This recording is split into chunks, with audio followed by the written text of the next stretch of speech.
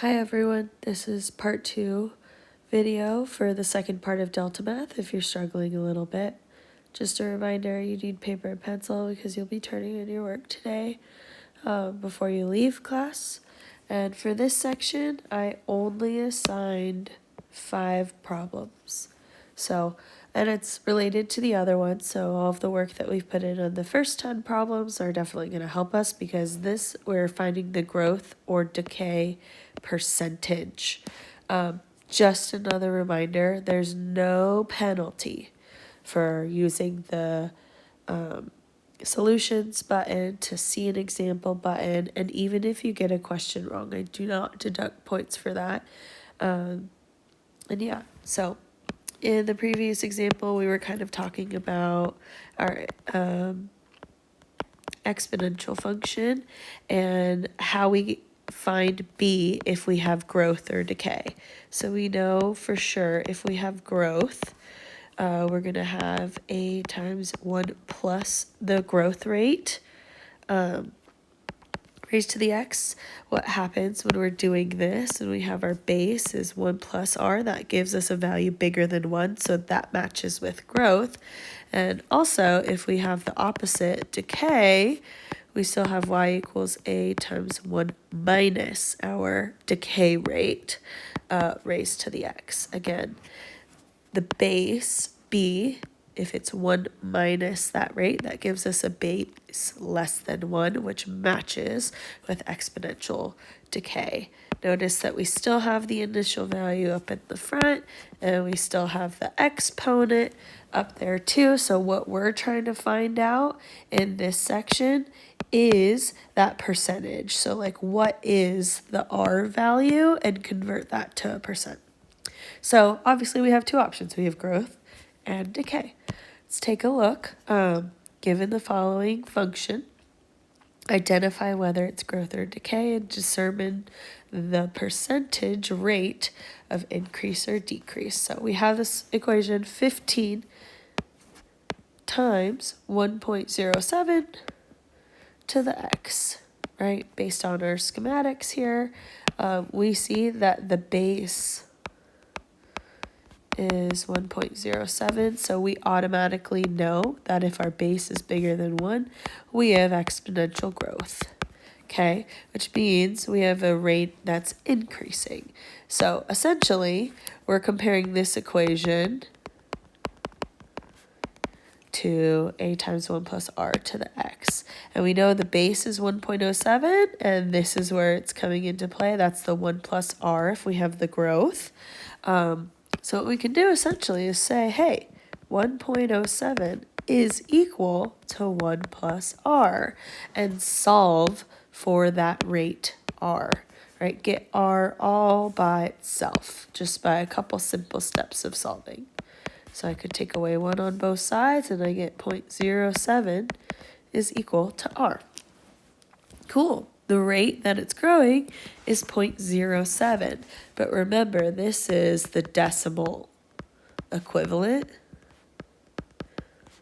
And I don't want the decimal equivalent. I want the percentage. So to go from a decimal equivalent to a percentage, you just multiply by 100%.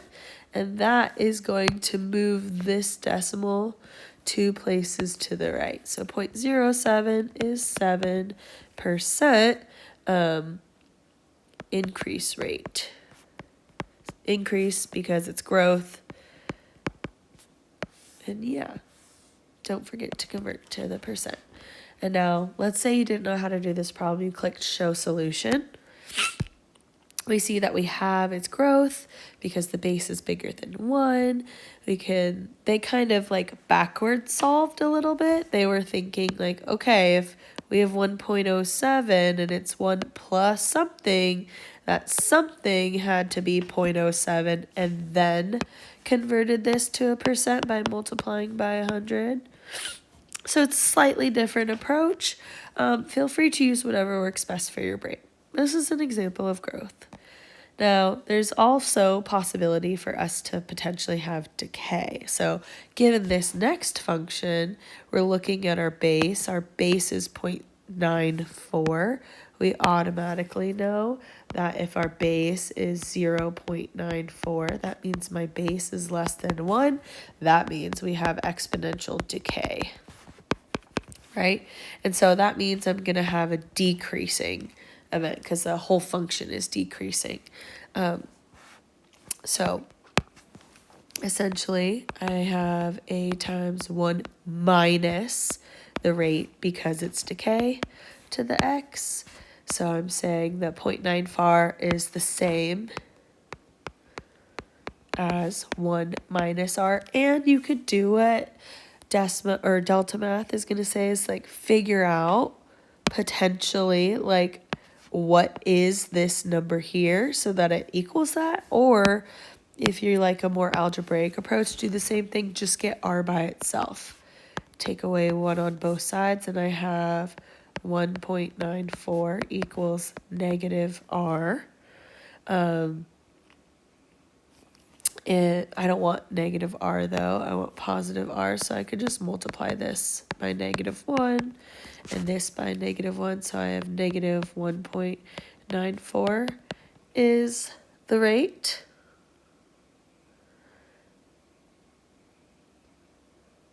Oh, I subtracted wrong. Sorry, hold up a second.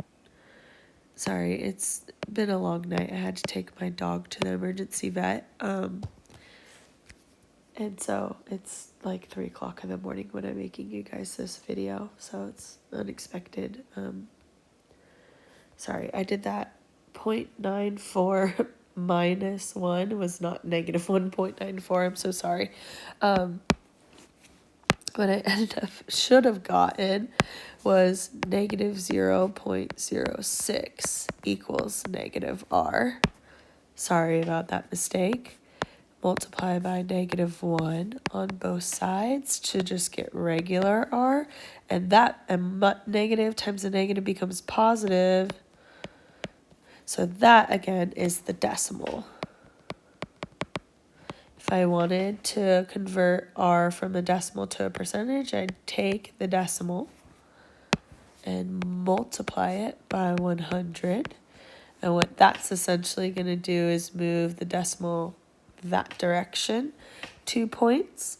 And so I end up getting my rate is 6% rate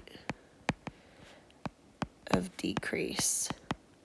So if you were going to work backwards, right, and go into this formula here, you would say it's 1 minus 0.06, or that's 6%. And if you actually do 1 minus 0.06 in your calculator, you'll find out that this number gives 0.94, which is what we have. So again, if you use the C solution, you see that we have a 6% decrease. Be careful, make sure that you write decrease, not just 6%. And so these are like the 5 types of problems that you'll encounter in this part of the delta math.